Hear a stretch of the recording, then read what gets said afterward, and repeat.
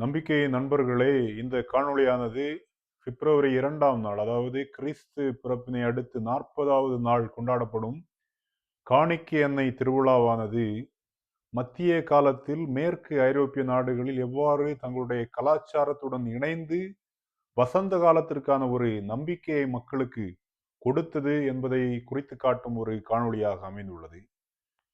புனித காணிக்கை அன்னை திருவிழாவினுடைய பொதுவான இறையியல் பார்வை, வரலாற்று பார்வை ஆகியவற்றை பற்றி நீங்கள் தெரிந்து கொள்ள வேண்டுமென்றால் நீங்கள் மேலே இருக்கக்கூடிய கார்டனை கிளிக் செய்து நம்பிக்கை நண்பனுடைய பழைய காணொளியை கண்டு பயனடையுமாறு கேட்டுக்கொள்கிறோம். வாருங்கள், நாம் பயணிப்போம். கிறிஸ்து பிறப்பிற்கு 40வது நாளில், அதாவது பிப்ரவரி 2ஆம் நாளில் நாம் காணிக்கை அன்னை திருவிழாவினை கொண்டாடுகிறோம். இந்த விழாவினை ஆண்டவருடைய காணிக்கை என்றும், கீழை திரவியலை ஆண்டவருடைய சந்திப்பு என்றும் கூறுவார்கள்.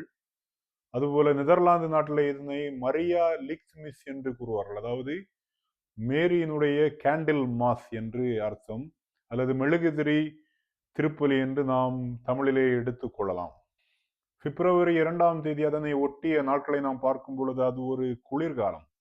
மேற்கு ஐரோப்பியாவிலே இந்த குளிர்காலத்தினுடைய பாதியை கடந்த நாட்களாக இருக்கிறது. எனவே இந்த குளிர்காலத்தினுடைய நடுப்பகுதியை கடந்து அனைவரும் கரங்களுள் மெழுகுதிரியை ஏந்தியவர்களாக கொண்டாடும் இந்த காணிக்கை அன்னையினுடைய மெழுகுதிரி திருவிழாவானது, அதாவது குறைந்த பகல் பொழுதே இருக்கக்கூடிய அந்த குளிர்காலத்தில் மிகவும் இருள் சூழ்ந்த நாட்களிலே அனைவரும் மெழுகுதிரியை ஏந்தி ஒரு விழாவினை கொண்டாடும் பொழுது நாம் பாதி குளிர்காலத்தினை கடந்து வந்து விட்டோம், இன்னும் பாதி நாட்களை நாம் கடந்து விட்டால் இதோ நமக்காக வசந்த காலம் மலர்கிறது என்பதை நமக்கு சுட்டி காட்டுவதாக இந்த காணிக்கை அன்னை திருவிழாவினுடைய கொண்டாட்டமானது மக்களுக்கு வெளிப்படுத்தியது.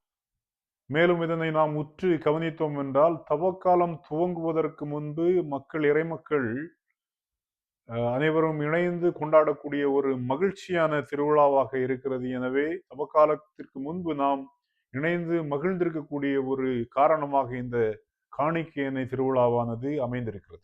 இன்று தெருவுக்கு தெரு சூப்பர் மார்க்கெட்டுகள் ஐரோப்பாவில் வந்திருக்கின்றன. ஒவ்வொருவருக்கும் பேங்க் பேலன்ஸ் வந்திருக்கிறது. எனவே அது ஒரு மகிழ்ச்சியாக கருதப்பட்டாலும் நாம் வரலாற்றை திரும்பி பார்க்கும் பொழுது மத்திய காலங்களிலே ஒரு குளிர்காலத்தினை கடந்து செல்ல வேண்டும் என்றால், குளிர்காலம் துவங்குவதற்கு முன்பாக அந்த குளிர்காலத்தில் நாம் என்னென்ன பொருட்களை உண்ண வேண்டுமோ அதற்கு தேவையான அனைத்து உணவுப் பொருட்களையும் அடுக்கி வைப்பார்கள், சேமித்து வைப்பார்கள். அவ்வாறு சேமித்து வைக்கும் பொழுது குளிர்காலத்தினுடைய நடுப்பகுதியாக இந்த காணிக்கை அன்னை திருவிழாவின் பொழுது தங்களுடைய சேமிப்பு கிடங்குகளை திறந்து பார்த்து அதனை இன்னும் பாதி குளிர்காலத்தினை நாம் கடக்க வேண்டியிருக்கிறது. எனவே அதற்கு தேவையான பொருட்களை எடுத்து வைத்துவிட்டு வாருங்கள், நிச்சயமாக நாம் பாதி குளிர்காலத்தினை கடந்து விட்டோம், நிச்சயமாக வருகின்ற குளிர்கால நாட்களையும் நம்பிக்கையோடு கடந்து விடுவோம் என்பதை மனதில் வைத்துவிட்டு வாருங்கள். கடவுள் நிச்சயமாக நமக்கு ஒரு நல்ல அறுவடையை வசந்த காலத்தில் தருவார் என்னும் ஒரு நம்பிக்கையோடு குடும்பமாக இணைந்து விருந்து உண்ணக்கூடிய ஒரு விழாவாகவும் காணிக்கை அன்னை விழா அமைந்தது. மேலும் இந்த விழா நாட்களிலே அவர்கள் எந்த விதமான உணவுகளை உண்டார்கள் என்று வரலாற்றை நாம் பார்க்கும் பொழுது அவர்கள் பன்றி இறைச்சியையும் பேன் கேக்கினையும் அவர்கள் அதிகமாக உண்டிருக்கிறார்கள். அதாவது பன்றி இறைச்சியானது தங்களுடைய முதுகு எலும்பிற்கு வலுவை கொடுக்கும் என்பதை அவர்கள் நம்பி உண்டிருக்கிறார்கள். அது அவர்களுடைய கலாச்சாரத்தோடு தொடர்புடைய ஒன்றாக நாம் கருத வேண்டும்.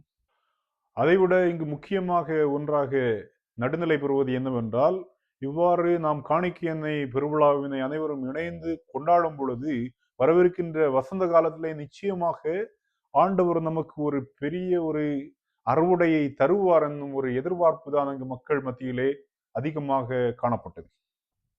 இன்னும் ஆலயங்களிலே ஆலய பயன்பாட்டிற்காக அந்த ஆண்டு முழுவதும் பயன்படுத்தப்படக்கூடிய மெழுகுதிரிகளை அர்ச்சிக்கும் ஒரு தருணமாக இந்த காணிக்கை அன்னையினுடைய விழா, ஒளி விழாவானது அமைந்தது.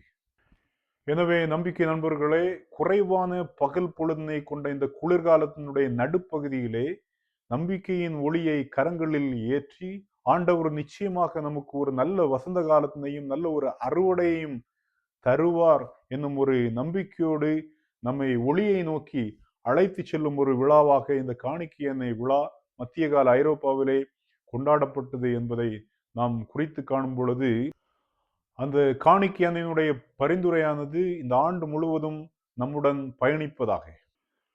நாம் அனைவரும் கரங்களிலே மெழுகுதிரியை ஏந்தியவர்களாக ஆலயத்தில் பவனியாக வலம் வருகிறோம். ஆனால் உண்மையான ஒளியானது மரியாவின் கரங்களிலே தவழ்ந்தது என்பது போன்ற உண்மைகளையும், பொதுவான காணிக்கை எண்ணெய் விழாவினுடைய இறையியல் கருத்துக்களையும் அறிய விரும்புபவர்கள் மேலே இருக்கக்கூடிய லிங்கினை கிளிக் செய்து நம்பிக்கை நண்பன் தொலைக்காட்சியினுடைய பழைய வீடியோவினை கண்டு பயன்பெறுங்கள்.